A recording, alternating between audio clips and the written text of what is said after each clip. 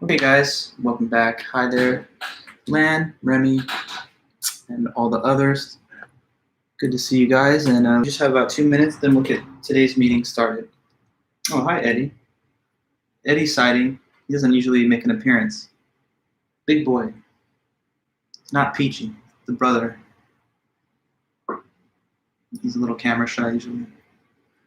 Nice, Eddie. Nice. Hmm?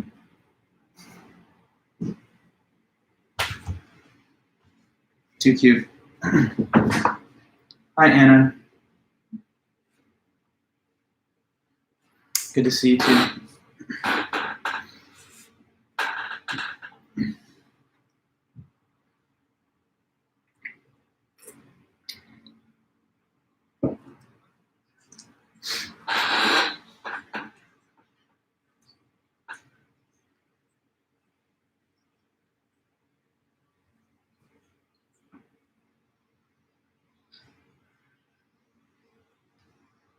Hey, Oliver. Ryan.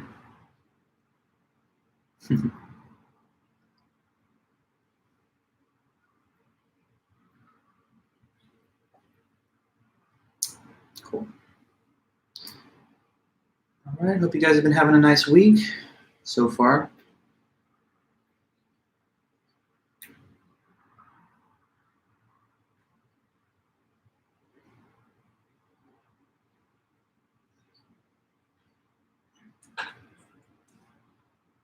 Okay, guys, let's go on and just slowly get things underway here. I'm glad to see you guys are back, and as usual, make sure to keep attending and checking in on these live streams. Since I think most of you already said hello, that's great. If anybody hasn't, feel free to just chime into the comments to keep the solid attendance record going. Okay, so we have a basic plan today. Hi, Nathan.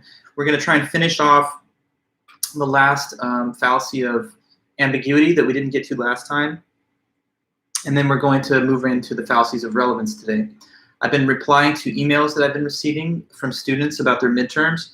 I'm going through them in the order received, and I'm almost finished with those that were sent to me on Tuesday.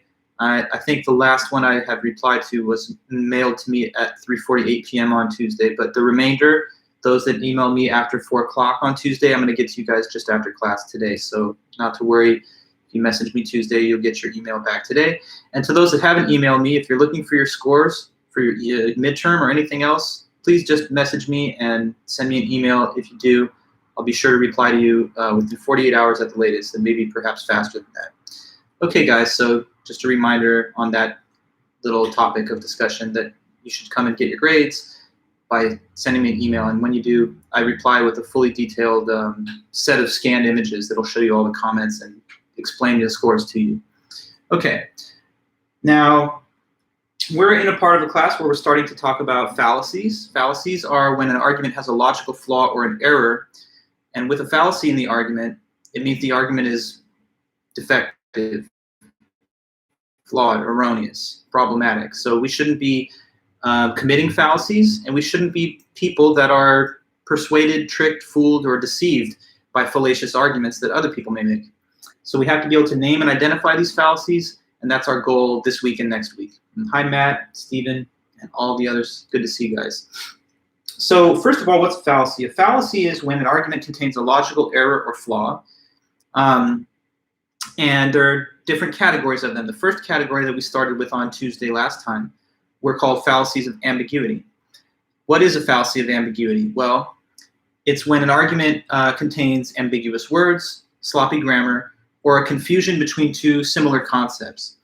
And within the category of those fallacies of ambiguity, there were 5 members. So let's get this started with a question, just an easy question, I think. What was the first fallacy of ambiguity that we talked about last time? Welcome back, Janae. So yes, that's my question. What was the first fallacy of ambiguity mentioned at the top of the Tuesday meeting? Trying to get you engaged. This is the point why I think it's valuable to be present in person at the live streams, or not in person, but at the live streams rather than watching them recorded, because we can interact. So while we're together, equivocation, very good. So what's the equivocation fallacy? I'll remind you as we review some of these points from last lecture. So equivocation is a fallacy that happens when you have a key term within an argument which is used more than once, so it appears multiple times, but the problem is that the meaning of the key term changes throughout the course of the argument. So like one example that I gave you was if John's at the bank, John is at the bank, first premise. Second premise, a bank is a financial institution. So therefore, in conclusion, John is at a financial institution. But the problem is that the word bank can be seen as having multiple meanings. One possible meaning of bank is financial institution, where you would lend or deposit money. Another meaning of the same word, though, could mean like edge of the river, like the riverbank. So suppose that when we said that John's at the bank, we meant it in the sense of riverbank. And then we continue by saying a bank is a financial institution. Since we have equivocated on the key term bank in the two premises, the conclusion that he's at a financial institution does not follow. So we cannot switch up the meaning of a key term or concept within the course of an argument. Or if we do, we've committed that fallacy of equivocation. I don't know, another example, maybe something a little bit more, not such a throwaway example like this thing about the bank, because I mean, as much as that explains the concept, it's not really very deep. What about if somebody said, we all believe in free and fair elections, first premise, second premise, and free and fair elections means eliminating early voting, so therefore we all believe in eliminating early voting. Well, that would equivocate on the term free and fair elections. In the first premise, it says we all believe in free and fair elections, meaning that we all believe that elections should be conducted in a way that counts all the votes of the eligible voters, and that does so in a way that doesn't discount any votes or add any to the totals, but merely tabulates them in accordance with the rules. But the second premise says free and fair elections means eliminating early voting, and that's not at all the sense of free and fair elections given in the first premise. So this argument has equivocated on the concept, trying to rope you into a conclusion which says something about what you might support, which you probably don't support. So sometimes arguments that are made politically or policy-wise or in the media can commit fallacy of equivocation, and sometimes it happens in everyday life while we're just dealing with other people in our personal lives. But we don't want to be liable to those kinds of arguments. We don't want to be the kind of people who take them in without criticism. So make sure that when people use terms in an argument that they don't change the meaning or modify them somehow in midway through the argument. Okay, now another fallacy after that was the fallacy of amphibole. Amphibole is a fallacy that happens when there's a grammatical mistake in an argument, which makes it possible to draw more than one conclusion. Some common examples of these amphiboles are when you have a variety of subjects and it's not clear to whom a given pronoun attaches. So if I say to you that Bill and Ted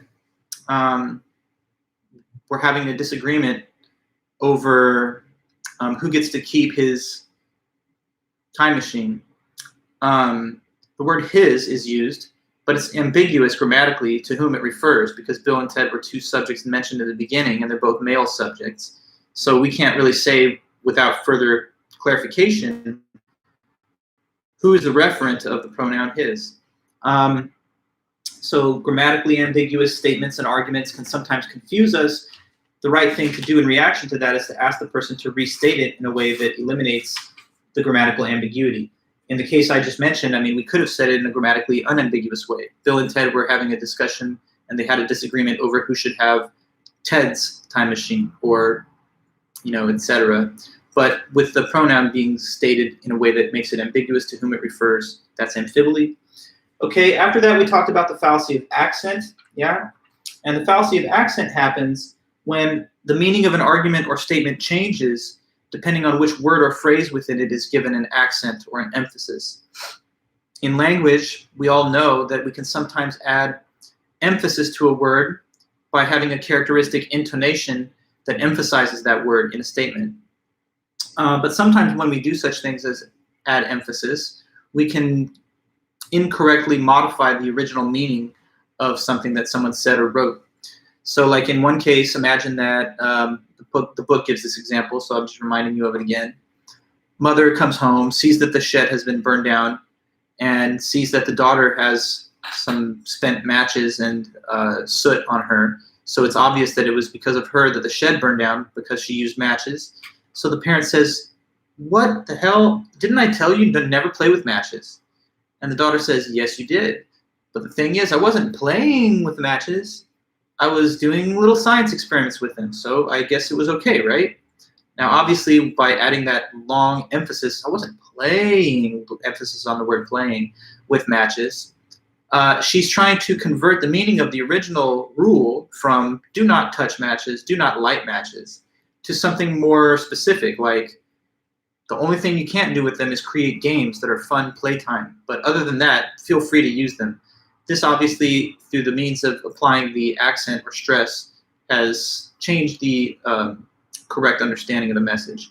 Sometimes, I don't know, to make it something more relatable, perhaps, you sign on user agreements. Perhaps like you install an app and you just quickly say okay to the terms of service.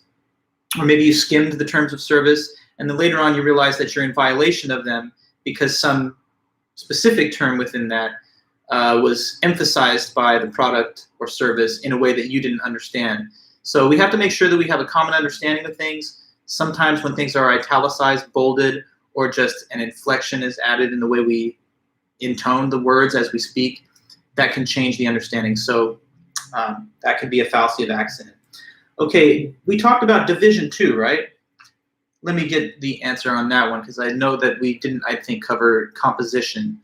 But let me hear from you if we for sure covered division, right? Just checking in with you from time to time, you know. It's not like just lecturing to a camera, because I know I have a live audience. So I like to use that at times to kind of just engage with you and make sure that we're all talking together. Division, yeah?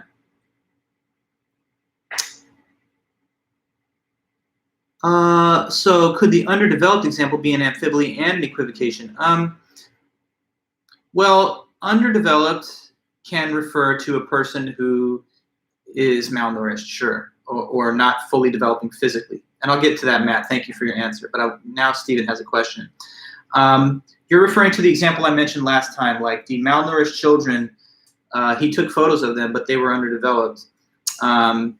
Now, they is grammatically ambiguous because it's a plural pronoun. And when you have a set of photographs, we can say they, the photographs, were not developed. Or the malnourished children, plural, it could be they, the subjects depicted in the photographs that were not developed. But, you know, underdeveloped, sure, there is this slight shade of different meaning. Like when you develop photos, it's in a dark room and there's a process by which you do that chemically. And then human beings developing, you know, as we grow and change from childhood to adulthood, it's a different process of development. But you can argue that there's enough similarity in the two understandings of the term that this is not a pure equivocation, since in one case you develop the pictures so that they reach their mature state as fully finished pictures. In the other case, you have human beings that are developing so that they become these fully formed humans that are, you know, of mature age and size. So I think that it's more about the amphibole in that case. But anyway, that's a good question. Okay, so Matt, thank you. And let me just do the review for division now. And just so everyone that's watching this is clear, this question Stephen is asking is relevant to the amphibole fallacy, not the accent one that we were just talking about. But you'll see that if you saw the other video too. Okay, now the division fallacy is when a person makes an inference that just because a group has a characteristic, that every member of the group has the same characteristic. And that's not necessarily true in all cases. So as an example, you can say that men are taller than women overall, on average, but that does not mean that every individual man is taller than the average woman. So if the group is men, and the characteristic is taller than women, men are taller than women, then let's plug into the second premise. Danny DeVito is a man. Danny DeVito is like a 4'10" man, very short. So the conclusion is that Danny DeVito is taller than the average woman because men are, but that's obviously fallacious. Just because he's a member of a group, which considered as a whole has that quality, does not mean that each individual member of said group has the same. I mean, he's bringing the average down, I guess, just slightly given his shorter height, but when we talk about average height of men as a group, it's not to be confused with individual height of one randomly selected man. Another example I can think of along the same lines, and this kind of speaks to some inequities that we still have in our society, but men make more money than women, and that is a true fact. It's not necessarily right or fair. There's been a lot of discussion about how in many cases women make less money for even equivalent work. Perhaps that has to do with like patterns of discrimination or bias, sexism, what have you. But anyway, setting that aside, men make more money than women. Now, suppose that someone then follows that by saying, now my dad is a man, so my dad makes more money than my mom, which is also not necessarily true. You understand, guys? Because even though overall men make more money than women, it doesn't follow that in each individual case, one man is going to make more money than the average woman. I mean, you can have a household where the higher earner is the female partner if it's, you know, a heterosexual couple or whatever. And even though that's perhaps not the norm in all cases, you cannot derive the conclusion of an individual's status on the basis of their group membership in this example either. Okay, so lots of examples could be given. Cultural stereotypes sometimes rely on division. Canadians are nice. Derek is a Canadian, therefore Derek is nice. But again, we have to judge people individually on a case-by-case basis, and the division fallacy is making that kind of error that doesn't do that. Now, one more, and I don't think we covered this one, right? The one more left over from the first batch, the ambiguity fallacies, was fallacy of composition.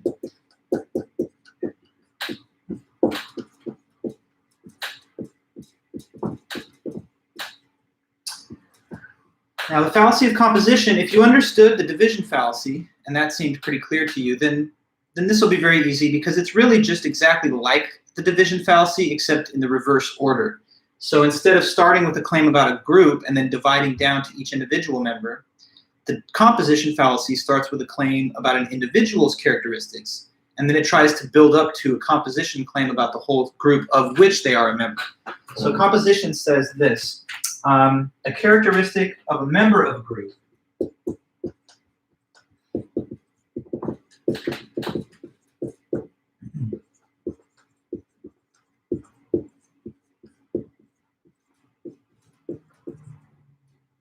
is incorrectly assumed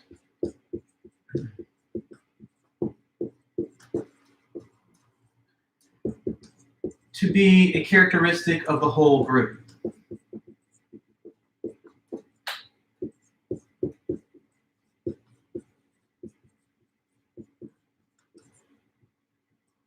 So characteristic of a member, incorrectly assumed to be characteristic of the whole group. When I was showing you all the form of the division fallacy, I indicated that it has a general form that structures that type of fallacy in all cases, and the form of the division fallacy was, first premise, group G has characteristic C. Continuing from there, some individual X is a member of group G, and the conclusion would have then been that therefore X has characteristic C. Now, there's also a generic form of composition fallacy, and here's how that looks.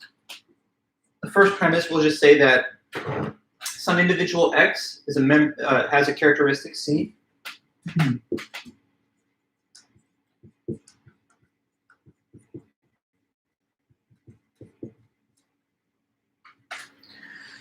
X has characteristic C, okay. Second premise will then continue by saying that X is a member of a certain group, G.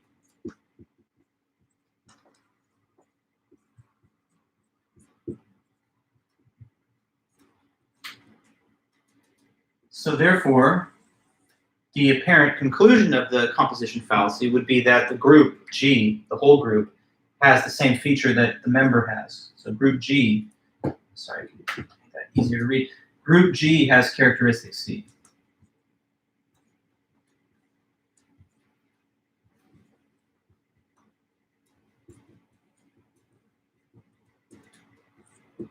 Okay, so just the form that you see there spelled out. Now, let me give some examples of this, and you can see how it's a fallacy. Here's one case that I think is easy to remember. So take me, for example. I, Dr. Vulich, I have a doctorate, I have a PhD.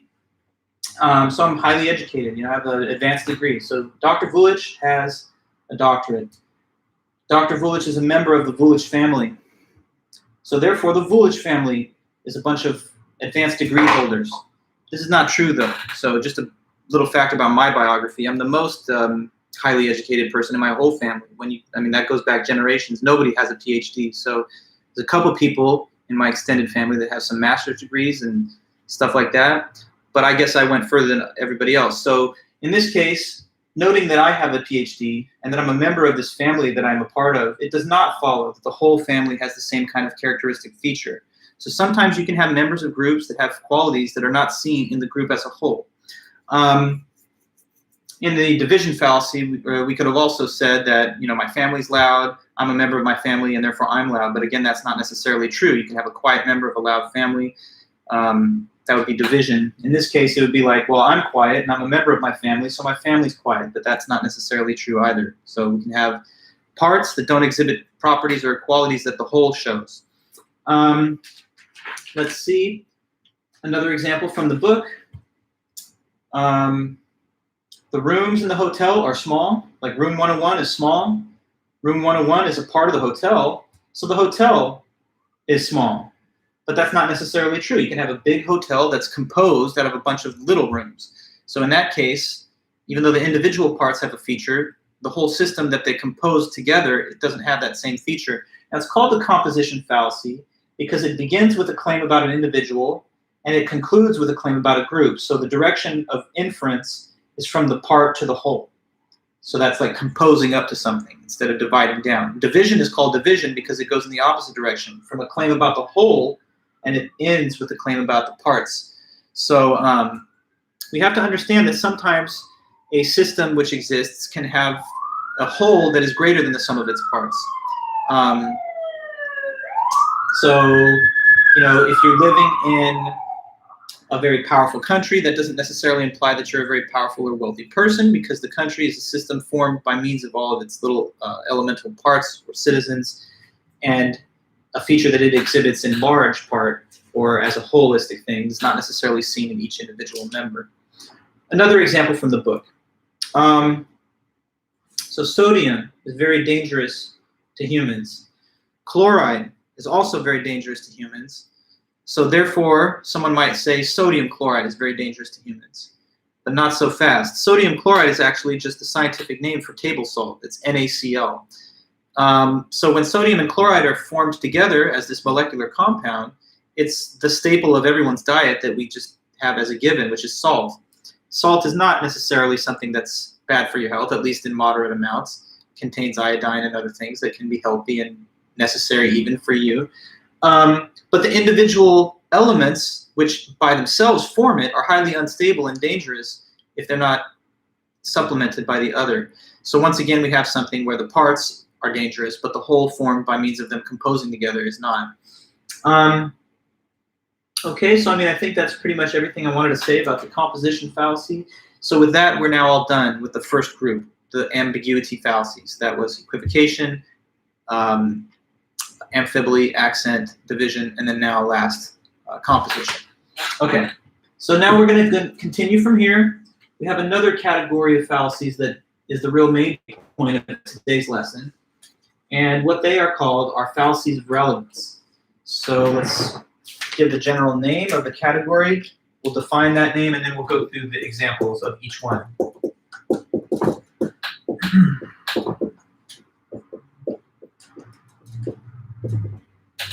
Okay, so fallacies of relevance. This is the category under which, oh, hi, Matthias, not to worry, but glad that you're here, better late than never.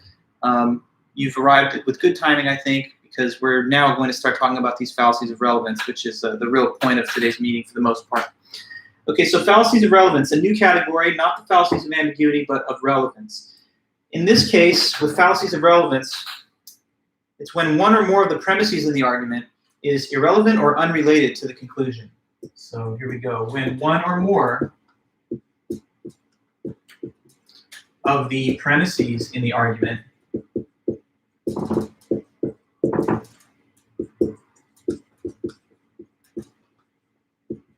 is irrelevant or unrelated to the conclusion.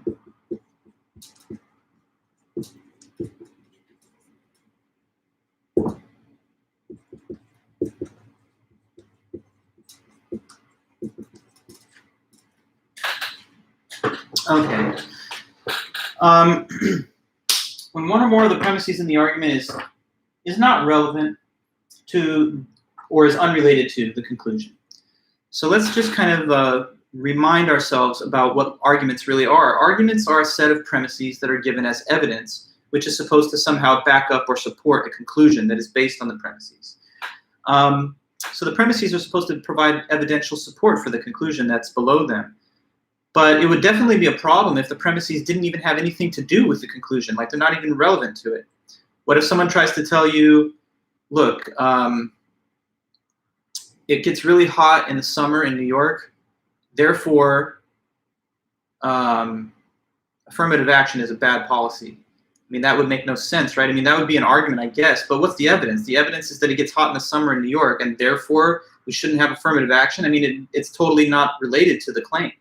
It's something that doesn't offer support for the conclusion. So if that's an argument, it's not a very good one. And that's the general feature that we see with all these types of fallacies that we're now going to list. In fallacies of relevance, you have evidence, you have premises, but they're not making any kind of progress towards supporting the conclusion because they're not related to it or they're not even relevant to it. So now what are the fallacies of relevance? Well, there's 8 of them, and we're going to try and, if we have time today, hopefully we can talk about all 8. So here I'm going to list them for you first, and then after I list them out, we'll go through each one, define it, and try and give explanations and examples. So first of all, one fallacy of relevance is called personal attack.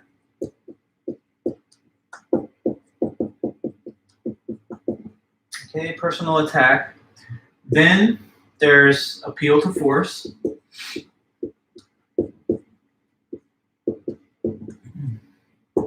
Then you've got appeal to pity.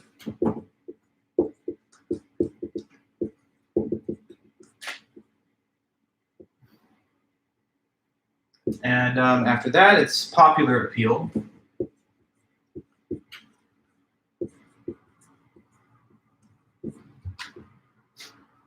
Good girl, Peachy.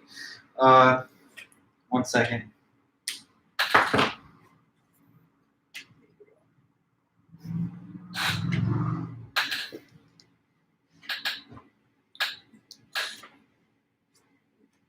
Sorry, she's all over the place. I don't like to just necessarily throw her right off. But if she's bothering us too much, then I'll definitely move her aside. Come on, Peach, go over there.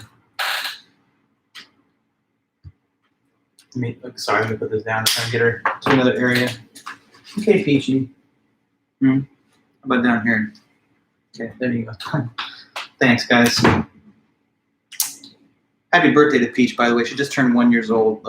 So did Eddie. That was March 29th, so it happened during spring break for us. So now they've got 1 year under their belt. Okay, back to this popular appeal. Appeal to ignorance.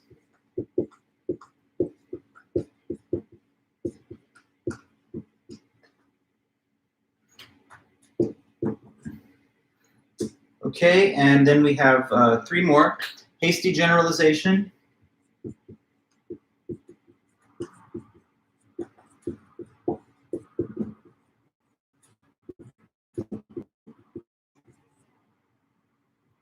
Okay, hasty generalization.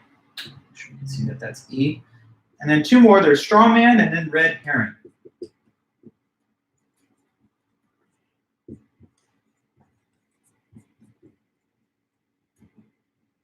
Okay, so here we have these 8 items. Personal attack, appeal to force, appeal to pity, popular appeal, appeal to ignorance, hasty generalization, straw man, and red herring. So the lesson plan today is to try our best to cover these 8 topics in good depth and detail, and you'll understand these fallacies of relevance. This is also an important lesson for the homework assignment that I'm going to assign. So the upcoming homework assignment is going to be due next Thursday. That's a slight edit to the original syllabus, which had it listed as Tuesday, but I want to give you a little more of a buffer of time. I'm going to send that direction through Canvas later today, and it's going to have to do with the fallacies of relevance specifically. So being clear on these definitions and ideas will be to your advantage as you prepare for and take and do that homework assignment that's due in a week. Okay, so here we go, Peach. Let's start at the top with personal attack. We're going to go through them each one by one, but we're going to just attend to them, in detail as we go down the list. So personal attack fallacy. With personal attack, there's also a separate name that it sometimes is given. So in our book, they go with the more informal label of personal attack, but it's a very old fallacy, and originally in Latin, it has a different name. So let me write that second name here below in parentheses. It's sometimes also called ad hominem. So just know that, because sometimes you'll see it referred to by the other label. And from Latin, what ad hominem means is to the man. So the idea of the word ad hominem is that instead of responding to the actual person, instead of responding to the actual argument that they made, you're attacking them personally. And so here's the definition. So instead of presenting a logical counter-argument to what someone said, you attack the person who made the argument themselves.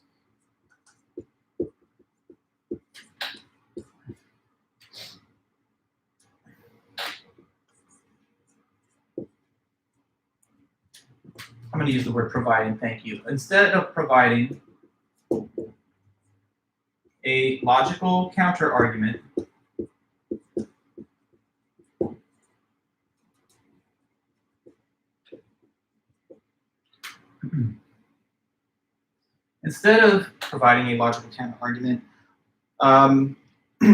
one attacks the person who presented the argument in the first place.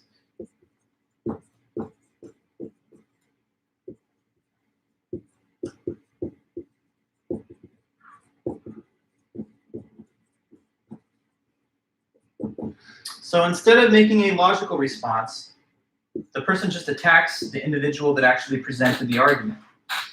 That's why it's called ad hominem, because it's not a response to an argument, but it's an attack against a person. And with arguments and debates that we have with others, if you don't like what someone has argued, if you don't agree with their conclusion, you're not supposed to make it personal. You're just supposed to say what's problematic about their argument, like what's wrong with the evidence they've given. Or maybe you can make the case that their evidence doesn't really support their conclusion. Or maybe you could provide them with alternative evidence towards the contrary of what they have said. But what you're not supposed to do is start making fun of them, insulting them, calling them names, and just getting down into the gutter and slinging mud and hurling insults at the other person. So like, imagine that you're having a chat with somebody and they say to you, well, let it not be you in the example, because I don't want it to seem like I think you would commit this kind of fallacy. But suppose two people are having a discussion and person A comes forward and they say, you know what, global warming is such an issue, it's a serious problem.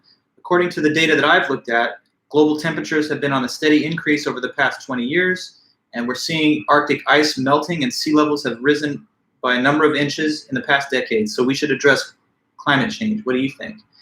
Now, suppose the person who doesn't agree with them says this. Okay, well, no, I don't agree with you, and here's why.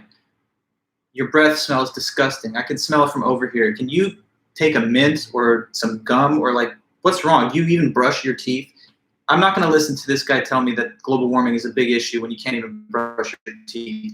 Get out of here.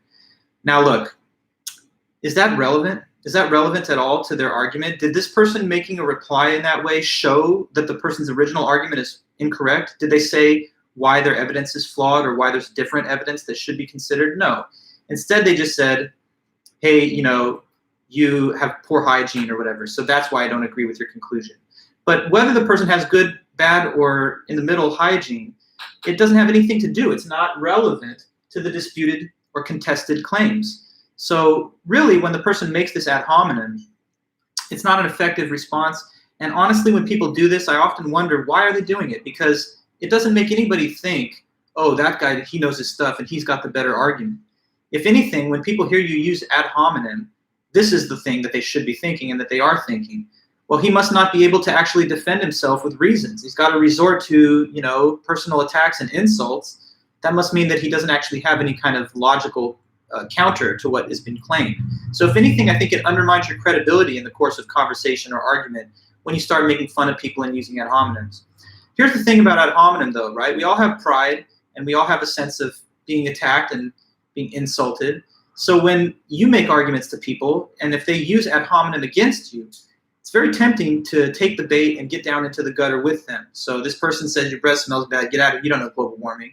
If you take the bait and you're like, okay, well, I mean, look at your outfit, my friend, and you don't even know how to dress. This is the tackiest, stupidest outfit I've ever seen. And you telling me that I don't know about global warming because my breath smells? But look, when you do that, now you're also participating in an ad hominem yourself. So we got to keep things above board, right? We're not supposed to just be out here insulting and making fun of people when we're talking about our opinions, our arguments, and our ideas. If you don't agree with something, that's fine, but you should be able to demonstrate through reason why there's flaws to the person's evidence or the conclusions that they're drawing from them. You know, a person says, I believe there's extraterrestrial life out there because it's a big universe, and on this planet it has developed, so what do you think? And the person says, well, I mean, I'm not going to talk to you because I think you're insane. That's what I think. That doesn't really show that the person has a credible counter-argument or that they've replied with any kind of separate assessment of the facts. They've just, again, made it personal. And you know this happens a lot of times when people discuss things that they care a lot about. You see this sometimes in political, policy debates, moral debates. And there's an example of that in the book. So Pat and Chris are having a little dialogue about abortion. They don't agree about whether or not it's a valid, morally acceptable practice. Pat says this. He says, hey, Chris, you know, I think abortion is wrong because it ends the life of a human being. Chris comes back and says, well, you know what? You're just a total religious fanatic, closed-minded, anti-choice. Pat comes back and he says, oh, yeah? Well, you're a baby-killing Nazi. What do you think about that? Now, this conversation has totally gotten off the rails. What started off as a possible debate about the morality or desirability of having safe and accessible abortion as a choice for women has devolved into a set of mutual insults and personal attacks. So it's not the way we're supposed to make arguments. When we make arguments, we should try to not even consider insulting the other person in the course of the discussion. This happens on all sides politically too. Let's go with the case of Biden, right? Some might say, okay, well, this guy's stuttering. I can't listen to any argument he's making about an infrastructure plan or, you know, about coronavirus relief package. If the guy's going to stutter, he obviously doesn't know anything. But, you know, stuttering, you'd have to listen to what he is saying, not the manner in which he says it. It's not important or relevant to the question of whether he's making an effective argument on policy, how he speaks, and whether or not he perfectly enunciates his words. But it's not just on one side, right? I mean, you guys know under Trump, people will say things like, I mean, suppose Trump went out and made a policy argument and someone says, okay, oh, the orange guy, big ass orange guy, I'm not gonna listen to him looking like that. I mean, once again, there's fair criticisms to make of policy decisions and arguments on whatever side of the ideological, philosophical, political spectrum you may sit. But it's not a good thing to try and attack people in a personal way as a way of countering their positions and arguments. You'd actually have to make reference to the reasons why the arguments themselves and the conclusions they contain are false. So the textbook also mentions at times a distinction in ad hominem between the abusive and the circumstantial type. Abusive ad hominem is when you just straight up directly attack the character of the person, like you're ugly or your breath smells or whatever, and therefore your argument's invalid. Obviously that would not be relevant. But there's also circumstantial ad hominem, where you dismiss someone's argument because of the person's circumstances. An example of that could be like this one from the book. So say that Raul is arguing that we should have affirmative action. It's a sound policy because it counteracts the effect of bias and discrimination in admissions and hiring. If we don't have some type of enforced quota system, leaving people to their own devices, studies seem to indicate that they will have inequities and racial disparities in the way they make their decisions. So affirmative action is a good policy. Now imagine that someone comes back against Raul and says, oh, Raul, huh? Well, you're Latino, right? I can't listen to you saying this stuff because since you're a Latino, you would benefit from those policies. So clearly you don't know anything you're talking about. Well, look, we're not supposed to consider the background, the race, the ethnicity, or whatever, the nationality of a person when we're just learning from their argument and trying to consider their argument. I like to put it like this. When you deal with arguments, you should almost imagine as though the argument comes from an anonymous source. Like it's just an argument. You look at the argument and you criticize it, if anything. But you don't worry about who gave the argument, what they look like, what their, you know, gender, orientation, race, or whatever religion may be. It would be just as bad on the other side of the coin if a person said, like, oh, you're white, so how can you possibly know anything about, you know, the struggle of somebody that's less fortunate. I'm not saying that there's total similarities in everyone's upbringing when it comes to these type of inequities, but certainly that would not be necessarily fair if a person made a credible argument that they understand, like, the scope of, you know, human loss or suffering. So anyway, guys, ad hominems all around. One more example from the book, just to kind of be complete. Father sees the son smoking, doesn't like it, says to the son, son, come on, you know you shouldn't smoke. Do I really have to give you the argument? Cigarettes are bad. They contain tobacco, which has nicotine, and also it's carcinogenic. So, you know, it could hurt your health down the line and you could get addicted. I don't want you smoking. Child comes back and says, oh, Dad, come on. What a hypocrite. You smoke a pack a day. So I'm going to keep smoking. You don't know what you're talking about. What's the child's response? Well, the child says, you're a hypocrite. But is that really relevant? Does that show that something's healthy about smoking or that the dad's argument is bad? He's like telling you, okay, you say one thing and you do another. But the question is about his argument, not about his personal record of consistency between his statements and his actions. So once again, it would be an ad hominem. And when people make ad hominem attacks, the better way for you to reply is not to go and take the bait and start attacking them in the same manner, but rather to call them out as using an ad hominem. Be like, look, that's ad hominem. You know, you're actually, that's a fallacy. You're attacking me. But what about my argument, though? Let's get back to the argument. And at that point, you pretty much disarmed the attacker that's using ad hominem. Because what are they going to do? Attack you again? Then they just make their position look even worse. So you got to kind of sometimes be willing to steer people back towards the right type of conversation or reasoning. And ad hominem, as much as it's a fallacy, we see it all the time in life, in everyday life, in the media, in politics, and social media. So we got to be willing to be a little bit better than that, or try our best. Okay, so that's personal attack.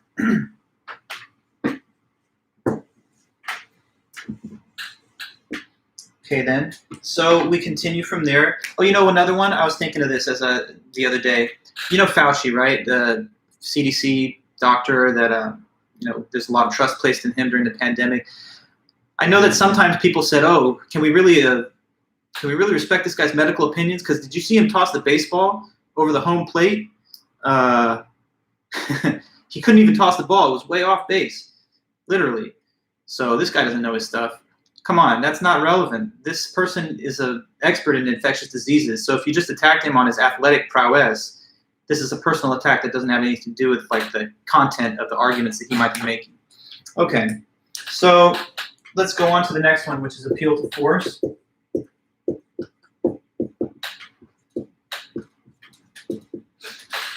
Okay, appeal to force, it also has a sort of secondary name that some might use, which is scare tactics.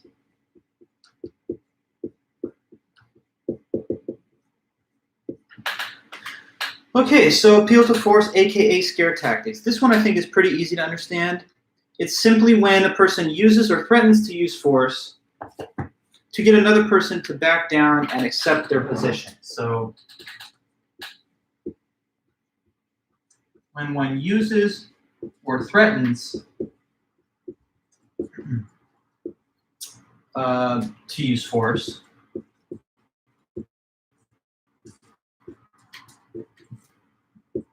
why? To get someone to back down and accept their position.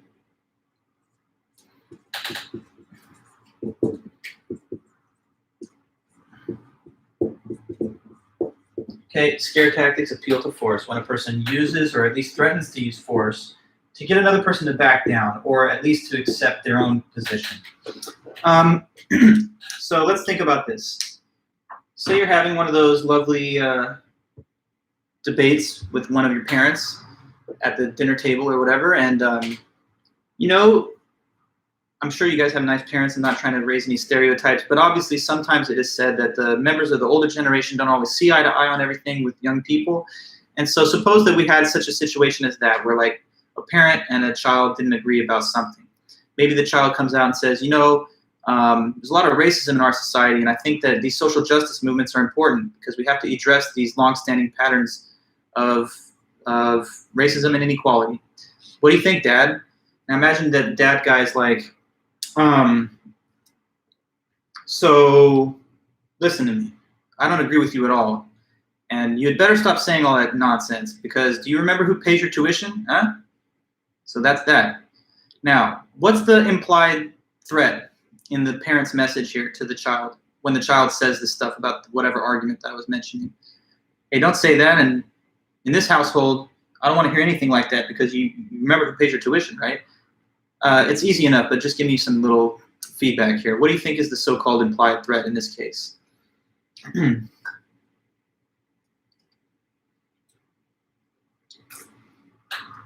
Don't listen to me.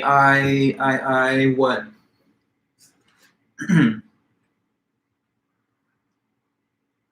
I'll stop paying. Yeah, so it's like a threat to revoke and terminate ongoing tuition payments for school. And so it's like using that as leverage over the child to say, side with me, don't disagree with me, because otherwise I won't financially support you.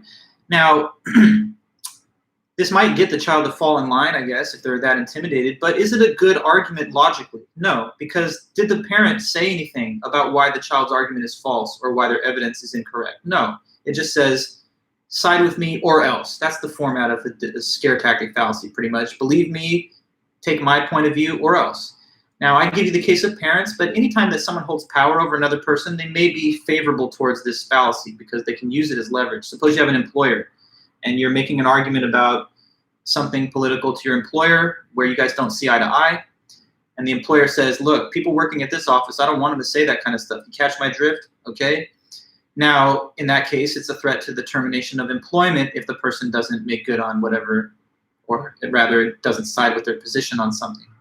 So sometimes it's a threat to use force. Sometimes, of course, it could be literal application of force. Force, let's not construe too narrowly. It doesn't have to literally be like putting hands on someone and touching them and, you know, attacking them physically, although that's a possibility. It can also be psychological, legal, or emotional threats, as long as the person can say to the other, hold my view or else something bad happens that you don't want. Yeah, let's see. It could be a threat to withdraw affection or favors, or in another more overt case, it could be like, you better stop saying that or I'm going to hit you in the face. Like in that case, it's clearly a scare tactic of the most obvious kind, a direct threat of physical force. Let's see what else the book can offer us on this. Don't disagree with me. Remember who pays your tuition. Don't disagree with me or I'll slap your face. Sometimes advertisers and marketers will rely on the scare tactic fallacy to try and drive up interest in their products and such. Maybe some of you have seen commercials where they depict elderly people that are like, that have collapsed to the floor and have no ability to get up, and so they're trying to sell you like a security service, like a little button that you can press that'll bring some type of assistance to you if this ever happens. But what they don't tell you is how likely that is to happen, how much of a widespread ratio of people it is that gets afflicted by such cases. They're really just trying to drive a sale through fear, like buy our product or else, who knows, you might be like this unfortunate person that's writhing around on the floor and no one's there to help them. Sometimes internet security services, they'll be like, buy our product or else, you know, you're going to get hacked. So sometimes if what drives the sale is like a scary warning, you can see that as another example of the scare tactic. Yes, help, I've fallen and I can't get up. Exactly, Philip. But let me make one point here. Not every time that someone warns you about something is it necessarily a scare tactic. The way to tell the difference is, if the thing they're warning you about is not going to issue from their own behavior, then it could just be like a fair warning of something, not a fallacy. Like if I tell you, hey, I see you drinking there, but you really better not get behind the wheel, because if you drink and drive, you're going to be so impaired you could easily cause an accident, injure other people or yourself, get into legal problems, or destroy your vehicle or damage it. So therefore, it's not good. Don't do it. Is that a scare tactic? It's not, because the person's not saying like, hey, don't drive drunk or else I'm going to threaten you. The person's just saying that in the course of events, when you do that, you're bringing upon risks and negative consequences that are likely to happen. But it's not a threat. I'm not telling you, hey, be afraid of me in case you do that. So we have to be able to see the difference between those things. Sometimes a scary warning can be a fair warning based on rational appeal to evidence. But it's a scare tactic when it's just someone saying, believe me or else I'll do something that you don't want. Sometimes I've seen people say like, hey, don't pursue certain policy choices or lifestyle choices because of fear. Like, don't develop artificial intelligence, even if it's just for gaming, because if we build these computers to be too smart, eventually they're going to take over the world and dominate us, you know. So any kind of like scary warnings that are perhaps not grounded in reason, and especially when they are generated from the individual's own threats, then it's a scare tactic. Okay, last thing I'll say is this. I always wondered in my own mind why people do this, because how satisfying can it really be to get another person to acquiesce to your view out of fear? You know, like if another person agrees with you, that's great, but you'd like to think that they agree with you because that's what their real position is, that they've thought about it and on their own they've come to your side of the conclusion. But if you're getting people, if you're just trying to bully people into agreeing with you, then even if they say they agree, how much satisfaction can you get out of that? It's like you've just been capable of causing people maybe to not fully express themselves or to cower in fear, but that's not really making the case that your argument won the day or that you actually changed anybody's mind. So in my view, only a person who has no interest at all in actually being agreed with would want to use this kind of fallacy. But let's go on from there.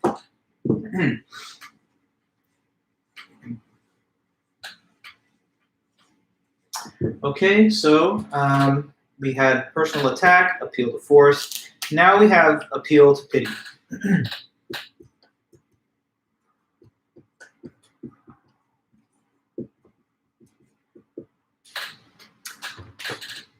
I said that with the scare tactic, it's like only if you're the one that could threaten, but not necessarily. It could just be that there's a scare tactic, but the threat is not realistic or rational to assume. Like in the case of help, I've fallen and I can't get up. If there's no real likelihood that this scenario is going to come to pass, then it could be a scare tactic that's trying to generate the sale. The distinct category where it's not a fallacy at all has to do with the threat being real, reasonable, and not derived from the person who is making the claim. Okay, so then appeal to pity. Appeal to pity is what happens when pity is invoked in an argument, but it's irrelevant to the conclusion. Okay, so pity is invoked in an argument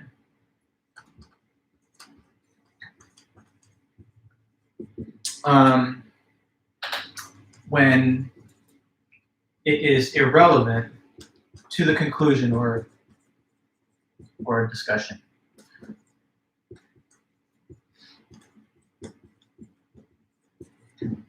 So pity is invoked, but it's irrelevant to the conclusion. So what's pity? Pity is basically when you feel sorry for someone. Like if a person is sick with COVID and they're in the ICU, I might say I have pity for this person because of the terrible thing that they're going through. You know, I feel sorry for them.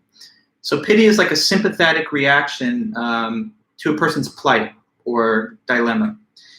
And of course, it can be reasonable, good,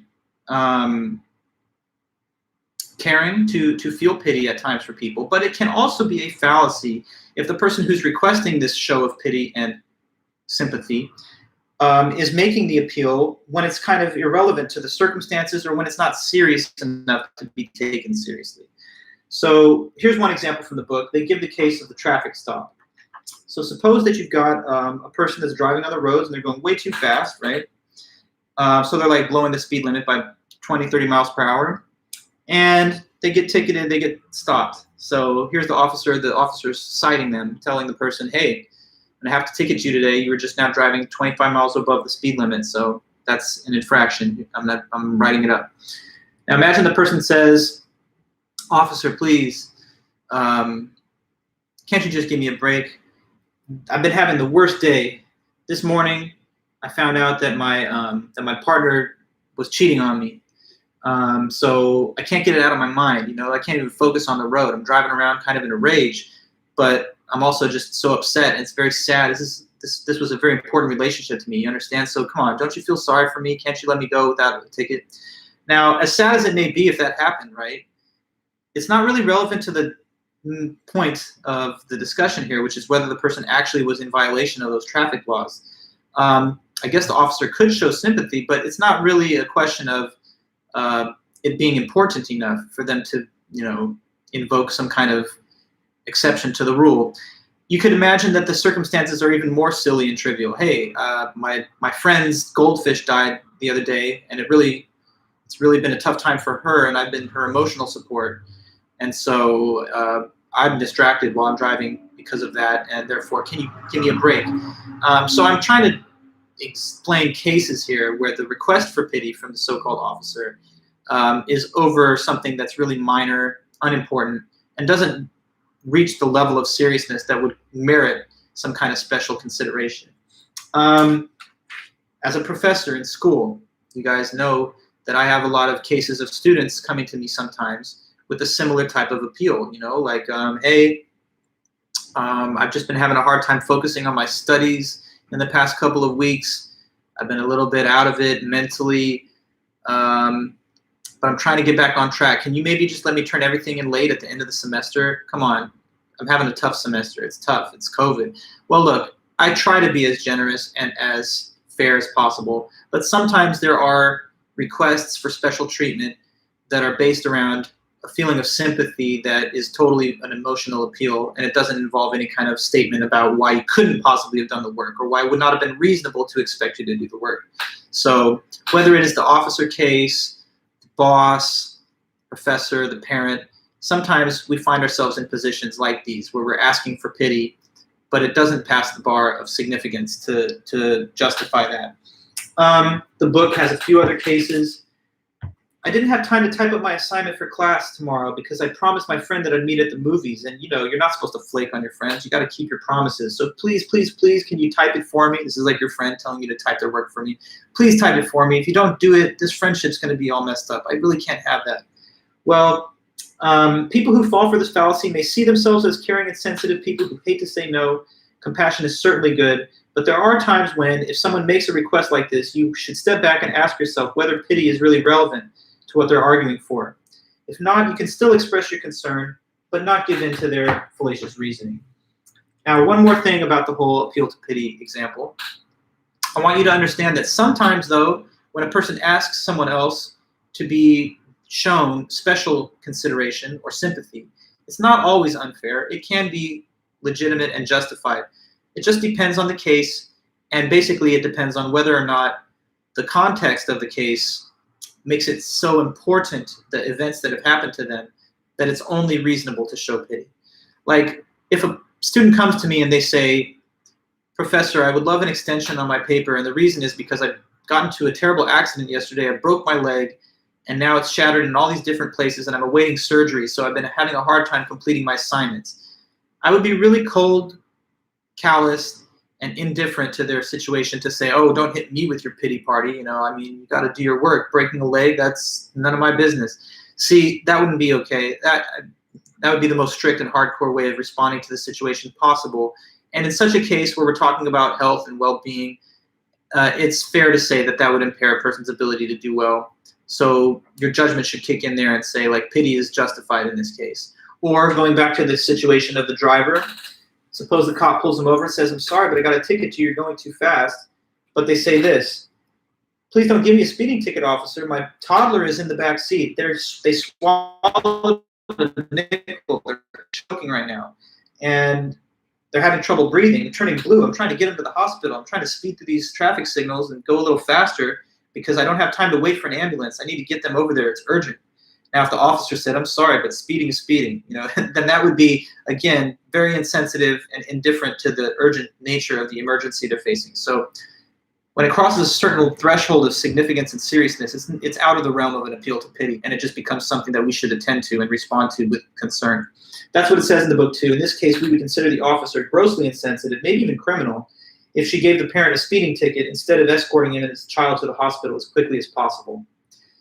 Sometimes charities will make appeal to pity as part of their sales pitch to the consumer.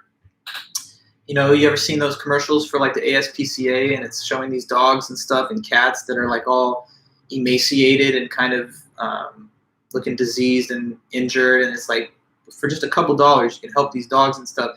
I mean, look, there's a reasonable basis to want to be a donor to animal welfare, but whether or not we would have made the decision based on just a rational appeal to the evidence that they need the money and that we could actually make a difference by giving it.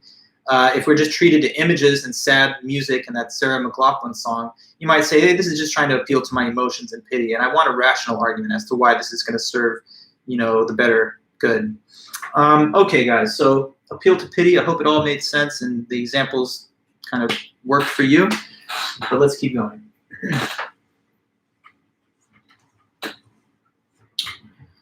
So where we go next is what's called the popular appeal fallacy. Popular appeal.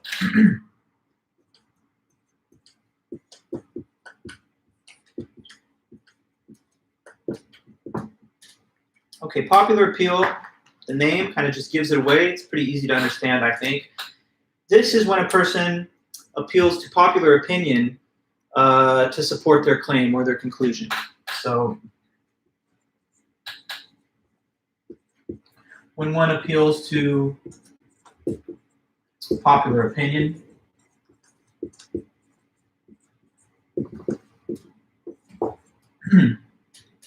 to gain support for their conclusion.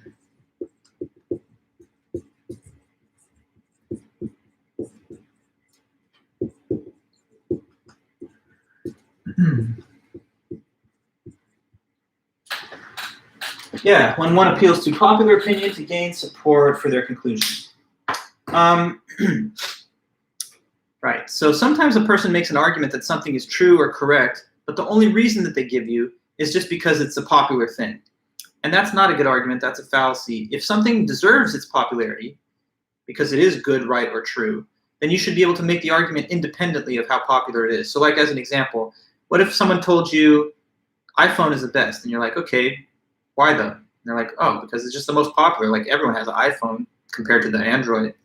Well, look, even if the iPhone is better, I'm personally an Android person myself, but setting that to one side, even if the iPhone is better, you can't just say it's better because most people think so. You have to tell me why it deserves this popularity that it has achieved. So you might point to its use of user interface, or you might talk about the apps that it has, or you might talk about, I don't know, its camera. But what you shouldn't just say is it's popular and that's why it's good. Obviously, sometimes things that are popular are not the best, and sometimes even the majority can be wrong. So if you had gone back in time and you asked people that were citizens of the United States in 1915, should women be allowed to vote? Maybe it wouldn't have been a popular idea. Or maybe if you had asked free people before Civil War, should slavery be abolished? Maybe some people, in fact, I think it was the majority position back then, that, oh, slavery's always existed and it's spoken about in the Bible, so it can't be wrong. But once again, the benefit of hindsight at least, we can say that those majority positions were not correct or not widely considered to be correct at this point. So we understand that just because something's popular doesn't necessarily mean that it's true. If that was the case, then we could just get rid of all film criticism, right? What's the best movie? Oh, just look at the box office receipts. Whichever one's number one, that's got to be the best movie.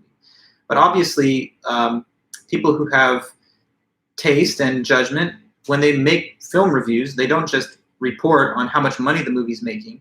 They talk about its quality. And a lot of people, film students, kind of snobby, I don't want to say snobby, that's got a negative connotation, but people with a little bit more of a nuanced view on some of these things, in many cases they will say, no, it's the least popular art house movie that is kind of tough for most audiences to enjoy. That's the highest quality stuff. And the stuff that's selling out everywhere, I mean, come on, people are just in the mainstream of people, not very judicious consumers of media or art, and they're just taking in a bunch of garbage. You say, oh, the best song has to be the #1 song on the radio. Again, not necessarily true. Or the best shoe is the most popular shoe, when Nike Air Force One or something, I don't know. So whenever something's being argued for, you have to make an argument that doesn't just refer to how popular it is. Here's some examples. Another funny one from the book. Someone says God exists, and you're like, okay, well, what's your argument? I'd love to hear it. That person says, well, it's just because most people believe in God. Look at the statistics. It's like 90%. So therefore, that's why God exists. That's not a good argument. God may exist, and if he does exist, you should be able to show reasonable arguments, and there are. There's all kinds of very classical arguments that I teach in Intro to Philosophy about that exact topic. The cosmological argument, ontological argument, argument from design, and that's just 3 of the big ones. But there's all kinds of arguments that God exists that have been developed and stated and discussed throughout history. But just saying he exists because most people think so, that's not the right way to argue. What if they say 4 out of 5 kids agree that, you know, whatever, this is the best food product, you know, so it's like a commercial trying to show you, hey, buy it because like all the kids love it. But children don't yet have very developed powers of judgment or maturity, so just saying it's popular among that group is not really a very good argument as to whether it's something that everyone should agree with either. The book gives this: mandatory testing of students is a good measure of how effective a school is because 71% of parents believe that mandatory testing is a good way to determine that. But as the textbook says, the fact that most parents agree with mandatory testing is not sufficient by itself to support the conclusion that that's a good measure of how well schools are doing. Instead, we need a controlled scientific study to determine the relationship between student test scores and how well a school is doing. Okay, so now I'll mention one last kind of case. With the popular appeal, the book says that sometimes we can divide out a second subcategory of this, which it calls snob appeal. I don't know if I think that's the best label, but either way, what they call snob appeal is when you're appealing to the popularity of like a famous celebrity or an endorsement sponsor who's advertising a product or service. So like if you see, I don't know, like a supermodel advertising Mercedes-Benz, and this is like a popular supermodel, like, I don't know, Kate Upton, then you might say, oh, because she's so popular and everyone thinks she's cool, I therefore think that Mercedes-Benz is a good car to buy. But if Mercedes-Benz is a good car to buy, it has everything to do with the car and what it's like, and it has nothing to do with just who stands in front of a camera and is paid money to say some nice things about it. And, you know, the same with other products and services. LeBron James drinking Sprite, you know, doing Sprite commercials. Well, just because he's an endorsement sponsor and a very popular athlete doesn't necessarily mean that that's an argument in favor of its nutritional or other qualitative properties. So, of course, advertisers and marketers know that a lot of us are prone to thinking in these fallacious ways. So oftentimes you're going to see that kind of stuff pitched at you, you know, like, hey, everyone's doing it, or this is the one that everyone's buying, or look at this important and, you know, well-known person who's telling you that it's good. But we need to ask and demand for more detailed arguments to support conclusions, not just directing us towards what's popular, because even if it's true, it's not the reason that it's popular. Even if it's true, it's not the reason that it's true that it is popular. Okay. So then we go to the next one, which will be appeal to ignorance.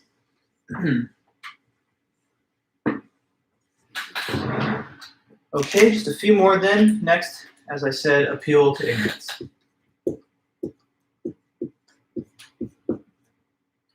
A better marker here.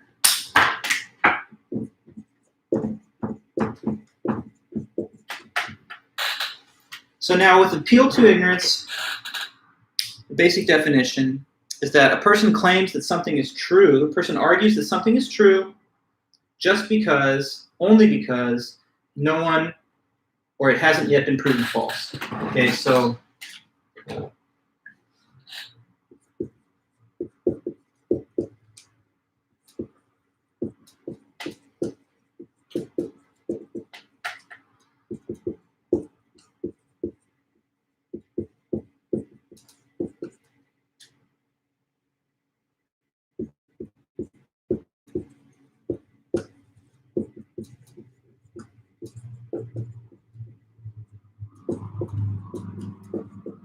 okay, so someone claims that something is true, but why? Just because it has not been proven false.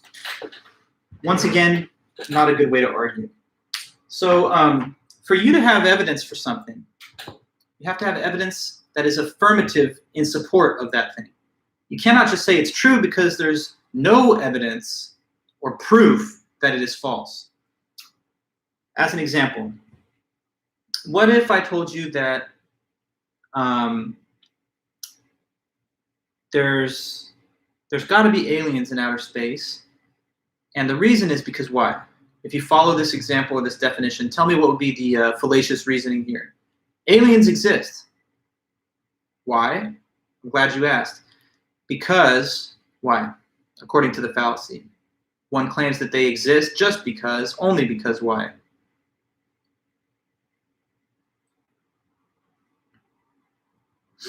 Just checking in with you, but let me know. What would be the appeal to ignorance in this case? They exist because why?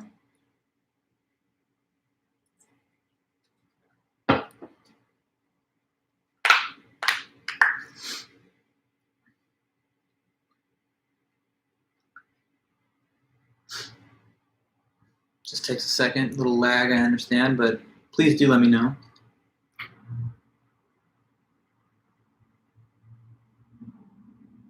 Yes, Philip. Aliens exist because it hasn't been disproven yet.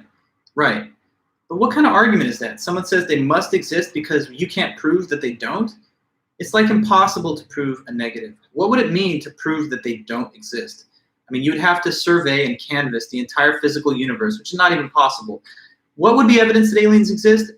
Affirmative, positive evidence. Like if the Mars rover starts beaming back images of life forms on the surface of Mars, then we would say we have evidence that they exist. But as of today, we can't say that, oh, just because there's no proof of the opposite, then it must be true, okay? And the opposite could be said too. Someone says to you, there's no such thing as aliens. You're like, why? You're like, oh, because no one's proven that they exist. Well, in a big-ass universe like this, it's not necessarily going to happen that we're going to get the proof, even if the things do exist. So, yet again, when you have an argument, you have to have evidence that verifies the conclusion of the argument, not point out that there is no evidence that can prove the negation of the conclusion. I mean, how frustrated would you be if someone said to you, hey, look, I know you're cheating on me. It's in a relationship, right? You're like, what? No, I'm not. Say, yeah, I have proof. You're like, what's the proof? You're like, well, the proof is you can't prove that you're not. I mean, come on. You'd be like, that's not proof. You didn't say you said you had proof of me cheating, and you're just saying because I can't prove that I'm not. Again, it would be like impossible to prove a negative. What would really be proof of the person cheating would be like, okay, you're coming home at weird hours, you're having conversations on your phone all the time with people I don't even know. But that's not the same thing as what was claimed in this example that I gave. So, you know, it wouldn't really be a credible way of making the case. Why do we call it appeal to ignorance? Because the person appeals to the ignorance of the opposite. So like, you don't know, or you can't prove that it's not true. So I'm saying that's enough to prove that it is true. Not necessarily so. Think about when we went into Iraq back in 2003. That was a big mistake. But when we did that, some people were making this kind of fallacious argument, even in the political sphere, some of our political leadership. People were like, look, we think they have the weapons of mass destruction. And by the way, we're just going to suppose that they have them because no one can prove that they don't. Well, the burden of proof shouldn't be on them to show that they don't if you're going to attack them. At the end of the day, they actually were trying to show that they didn't have them, but we didn't allow the weapons inspectors from the United Nations to complete their job. Anyway, though, what would have actually been proof that they were developing these weapons would have been something that shows this instead of an absence of contrary evidence to the contrary. Let's see what else I want to tell you about this. Now, here's one thing I would like to say. One exception to this that you might have been thinking is the legal principle in court that you're innocent until proven guilty. Now, you might hear that and think, but isn't that sort of like what this fallacy says is bad? Oh, I'm innocent because you can't prove that I'm not. Well, that's one exception. And the reason is important because we want to build a criminal justice system that places the burden of proof on the state to establish overwhelming evidence beyond a reasonable doubt, because it's so important that we honor people's freedom and liberty that we don't make it so easy for people to, for the state to win a conviction against us. So in the one case of law, we grant the presumption of innocence until proven guilty. But in everyday life, we don't operate that way. It's not like, hey, you're cheating until you can prove to me that you're not. Or the Loch Ness Monster exists until somebody can prove to me that he doesn't. We don't just assign initial credibility to everything while we await someone else to try and prove otherwise. But when it comes to law, if we didn't extend this generous assumption of innocence to people, then people would be getting thrown into jail all the time based off of flimsy evidence. So we really want to kind of make the state bend over backwards and make an overwhelming case because of how much we value our freedom and liberty. And that's why we think that we grant this presumption of innocence in law. But that's not to be confused with the appeal to ignorance fallacy, because there's a valid reason in that case to do that. And that's what it says here in the book. It says there's an important exception to the fallacy of appeal to ignorance. In a court of law, a defendant is presumed innocent until proven guilty, and the burden of proof is on the prosecution, not the defendant. This legal principle was designed to prevent punishment of the innocent, which is considered a much greater injustice than letting a guilty person go free. In addition, because the government is much more powerful than the individual, this principle helps level the playing field. It's important to note that not guilty verdict is just that. It's not necessarily proof of the person's innocence. Okay, so appeal to ignorance, making sense, guys? I hope so. If so, no big questions, I guess. Then I guess we can go ahead, and there's only a few more then. So let's continue to the next. What's next? We have a hasty generalization.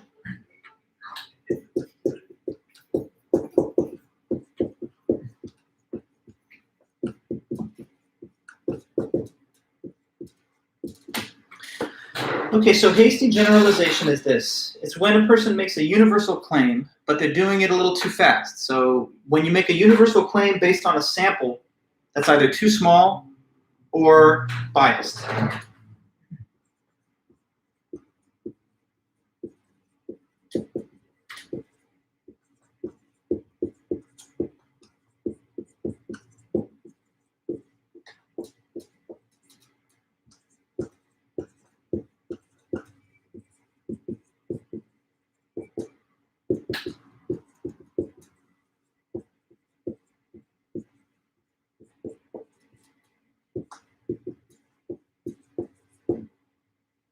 Okay, universal claim. The problem is it's based on a sample that's either too small or it's biased.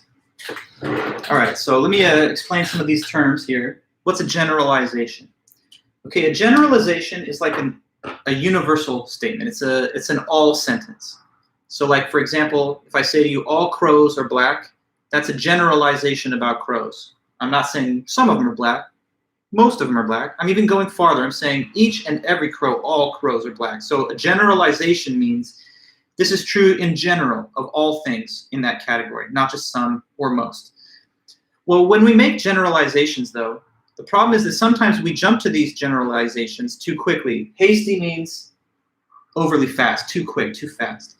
So a hasty generalization is leaping to a sweeping, broad, general conclusion, but using a sample of evidence that's either too small or just not representative. So here's an example that was in the book. Suppose that someone goes through this thought process with you. They say, okay, let me tell you a story. My father was abusive to me. And then when I got a little older, my first boyfriend in high school, he was abusive to me. So therefore, what does she conclude? Or they, whatever. Father was abusive. First big boyfriend relationship I had, they abused me. So in conclusion, therefore, what's the hasty generalization maybe in this case?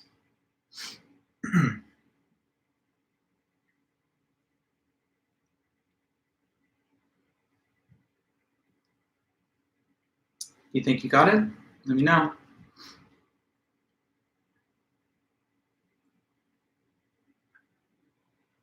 Dad was abusive. Boyfriend was abusive. So what is this conclusion that I'm trying to get you to say? If you had to guess. I'm sure you'll guess right.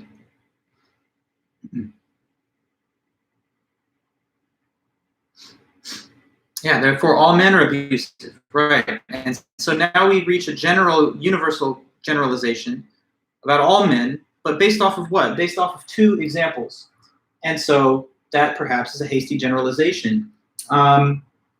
People like to kind of sometimes think in overly simplistic terms. You know, it takes nuance to say, well, not always, sometimes, not always, depends on the case.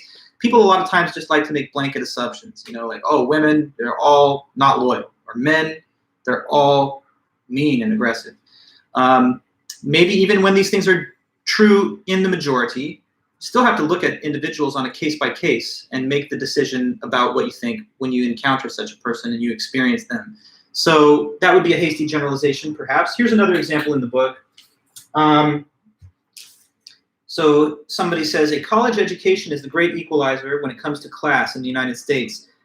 For example, talk show host Oprah Winfrey, Starbucks founder Howard Schultz, and the founder of Excel, Kenny Trout, all three of them came from very poor families, but they put themselves through college, and now they're all billionaires. So that means all Americans can go from rags to riches. Well, this is a generalization that says all Americans can go from the poorest to the richest in society, but it's based on three examples, which may not necessarily reflect the general pattern.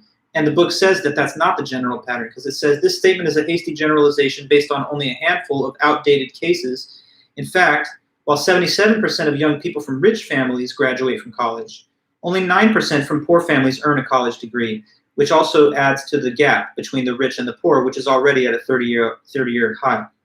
So when you make a generalization, you have to make sure that you have a sufficiently large and unbiased and an up-to-date sample that you're using as your evidence base.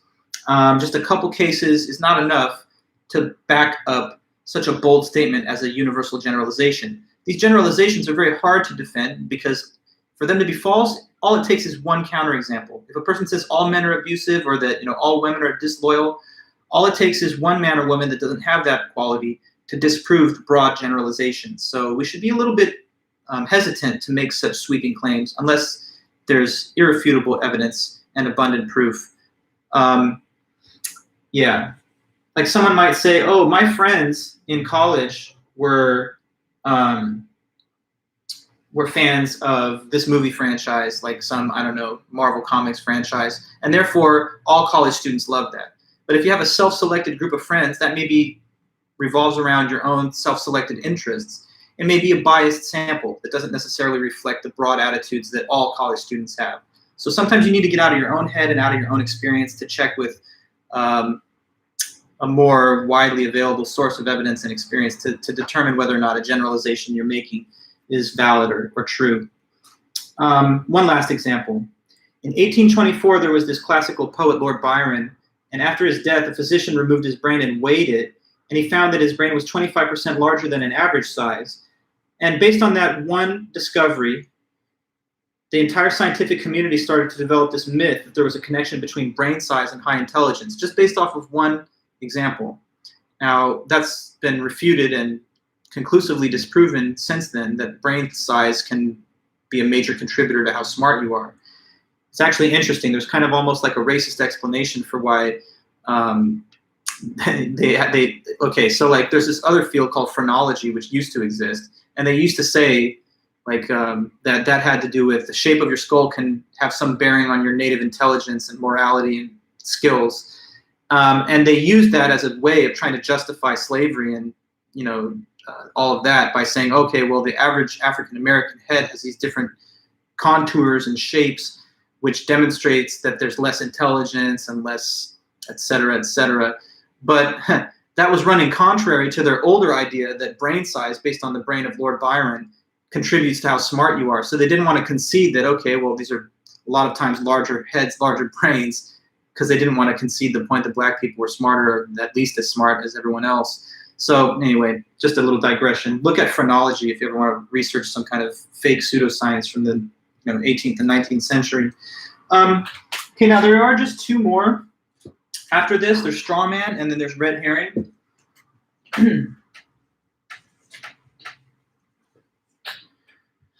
So let's see if I can get one of them in. I know we're running low on time, but maybe I'll at least be able to talk to you about straw man.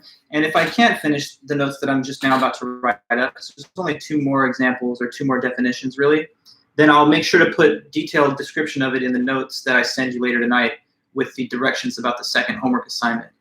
But let me try and get one of them on the board. Straw man. So straw man happens when you distort or misrepresent your opponent's argument to make it seem easier to refute.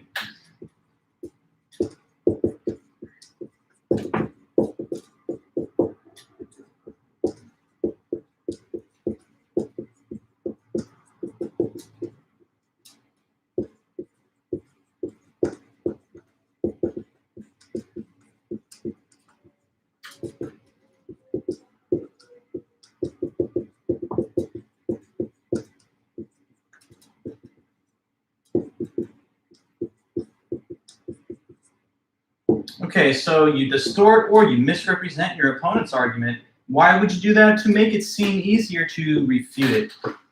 Okay, so straw man, let me tell you about the name. The name straw man is supposed to give your mind the visual of like literally like a scarecrow, which would be a man made out of straw in that case. And why? Because when a person makes an argument to you, if you take their actual argument and then you misrepresent what they said so that the actual argument they gave has now been restated in a way that's not accurate to their original meaning, and you exaggerate it or you make it seem way more radical or way more overly simplistic than it actually was, what you're doing is you're taking the actual man's argument and you're turning it into this fake version of what they said that sounds easier to rebut. So it's like, instead of replying to the actual man's piece of reasoning, you're responding to this fake zombie version of what they said, the straw man. And so you're not actually replying to the real argument. Like, as an example, suppose that somebody says, you know, I think that when it comes to marijuana, that's one drug that we should perhaps change the laws with respect to, because it's not a narcotic, it's not as addictive, and it doesn't seem to have the same type of harmful physical properties as some of the other drugs that are classified along with it. What do you think? Now, what if someone comes back and says, oh God, what are you saying? So we should legalize every drug? That's insane. No way. People are going to be smoking crack. No way is people going to be able to finish school, raise kids, hold down a job. So no, I don't agree with you. What's wrong with that reply? Did the person say, hey, let's go on and legalize all drugs and just let it be a free-for-all where anyone can do them? No, they said maybe there's one of these drugs that I think is being penalized in a way that's beyond its actual potential to harm. But when they were countered by the opponent took what they said and made it sound way worse by making it seem as though they were arguing in favor of widespread legalization of everything. Or imagine another case. Somebody says, genetically modified crops is, I don't think, the best agricultural production method. It's not ecologically sustainable. So I think we should try and, you know, grow more organic fruits and vegetables. What if the person comes back and says, oh, so you're saying let's stop all agriculture? Come on, how are we going to feed ourselves then? That's insane. So no way I can agree with you. But again, in this case, the person just criticized one method of agricultural production. They didn't say let's get rid of all of it. Or if someone says, you know, I think abortion is reasonable and legitimate when a woman has to make that decision, it's her choice. And someone comes back and says, okay, so what? We should be able to kill infants and toddlers after they've been born? Is that what you're saying to me? Man, that's out of control. I can't believe you would say that. That's wrong. Well, again, it's a straw man. The person who's raising this kind of response is taking the original argument, blowing it out of proportion, and making it sound way worse than it was, so it seems easier to attack. But when you attack the straw man, you're not attacking the real view of the person. And when people do that to you, you got to call them out. You got to say, hey, that's a straw man. I didn't really say that. Don't misrepresent my words or my argument. Let's come back to what I actually said, and then we can debate that. Someone might say, hey, you know, we shouldn't go for the advocates of same-sex marriage. They're trying to take heterosexual marriage and destroy it so that we all have to be gay. Well, again, that would be a straw man. No one's really advocated for that. But if you made it seem that way, then you can make it seem like a more radical position so that you could easily at least attempt to disprove it. Okay, guys, well, I do have to let us go because we've run out of time today. There's only one more of these fallacies of relevance, and that's the red herring. So when I send you guys some instructions tonight for homework 2, that's going to be due in 1 week, I'll provide notes on red herring, and we'll also talk about it at the beginning on Tuesday. But if you want, since I'll give you those notes on it, you can start attempting to complete that homework problem set that I'll send around. And while we're here together, just verbally, I'll tell you one time. It's going to be page 151 and 152. It's exercise 5-3. And there's part 1, letter A through Z. You're going to do that part 1, A through Z. A through Z is 26 different examples of little arguments written down as passages of writing. And you have to tell me which fallacy of relevance occurs in each of the 26. In a couple of cases, the answer is no fallacy, but not too many of them. For most of them, it's one of these 8 fallacies of relevance. So it doesn't have to do with the ambiguity fallacies, nor does it have to do with unwarranted assumption fallacies that we'll deal with next Tuesday. So today's lesson and this part of the chapter, the fallacies of relevance, those are the 8 options plus no fallacy that could be the answer to any of those 26 questions. But I'll post the directions after class, so that'll be even clearer for you guys. All right, so sorry to hold you for a moment extra, but are we all good? If so, just let me know in the chat, and then I guess I can let you guys go today. Okay, thanks so much. I really appreciate it. Keep coming back and attending the meetings. I'll be in touch with you. Please let me know if you'd like your grade for the midterm, and I'll be happy to send it to you as soon as possible. It sometimes takes me a day or two at the most, but I always get back to people. So thanks again. Have a good one, and I'll be in touch. So see you soon. Bye-bye.